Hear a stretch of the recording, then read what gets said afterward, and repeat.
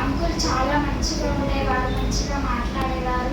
లక్ష్మి అని మంచిగా పలకరించేవారు. రాఖీ పండుగ రోజు కూడా నా దగ్గర చాలా మంచిగా మాట్లాడమ్మా నాకు రాఖీ కట్టవని చెప్పి నా దగ్గర రాఖీ కూడా కట్టించుకున్నాడు. నన్ను దీర్ఘ సుమంగళి భవ అని కూడా దీవించాడు.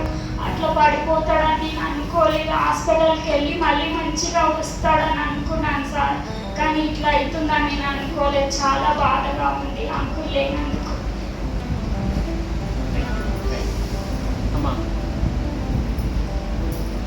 మీరు చెప్పండి, మీకు ఏం తెలుసు ఆయన గురించి చెప్పండి.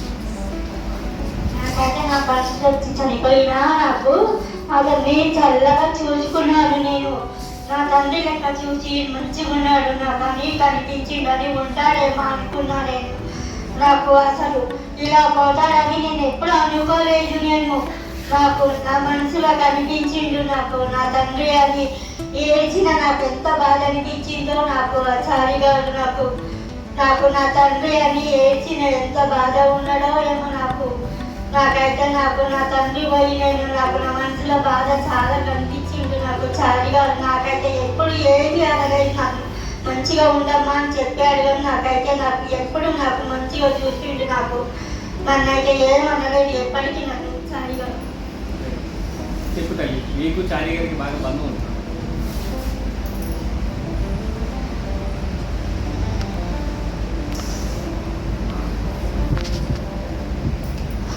నమస్కారం. దగ్గర నుంచి ఒక్కరోజు కూడా నన్ను ఏమనలేదు. మాకు నేను చాలన్నయ్య అని పిలిచి తిరుమలమ్మ గారు అని మర్యాద ఇచ్చేవాడు. ఎవరిని ఏమన్నా నన్ను మాత్రం ఏమైపోయేది. ఒక్కరోజు కూడా కోపంగా మాట్లాడలేదు. రాఖీ కూడా కట్టించుకొని 101 రూపాయలు ఇచ్చిండు. ఆయన పోయినట్టుకుంటే కూడా ఉండే వారితో బరువెత్తుతాడు.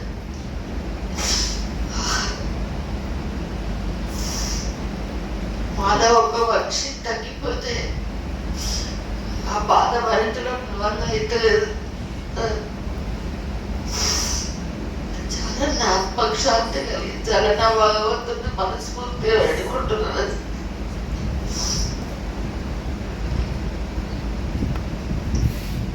అందరికి చారి అన్న అందరితో మంచిగా మాట్లాడుతుండే, మంచిగా ఉంటుండే.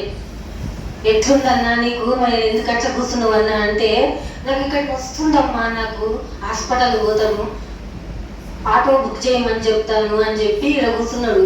ఇక పోయిండు వచ్చిండు.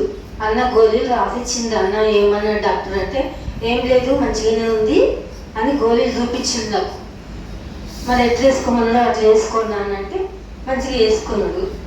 మళ్ళీ అందరం కలిసి టీ తాగినాము అన్న అంటే తాగినాము ఎరుగుతున్నాము అంటే వంటలో కొడుతున్నాను అని అన్న అంటే పోయినాము అన్నాను.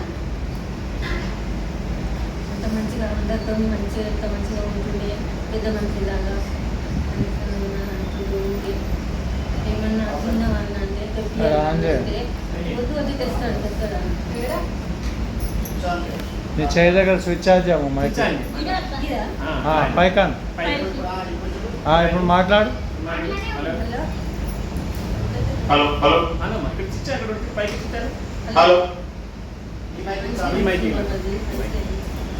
వచ్చిందమ్మా నాకు తాగినాను అని అన్నాడు. ఇక కొంతసేపు అయినాక నేను అక్కడ పోతుంటే ఎడిపోతున్నావు మా వంట రూమ్లో పోతున్నావు అంటే అవునన్నా అన్నా అంటే పోమ్మా పో అన్నాడు. మంచిగా కూర్చున్నాడు, మంచిగా ఉన్నాడు. ఇంకా నాకు ఇక్కడ వస్తుందని ఇక మళ్ళీ పడిపోయింది కిందకి. మేము అక్కడ వెళ్ళిపోయినా, నేను చూడలేదు. మంచిగా ఉండన్న అందరితో మంచిగా ఉండవు, మంచిగా చేస్తావు. అందరికి జర భయం ఉంటుండన్న, అది ఇది చేయకూడదని బెదిరిస్తుండే అందరినీ.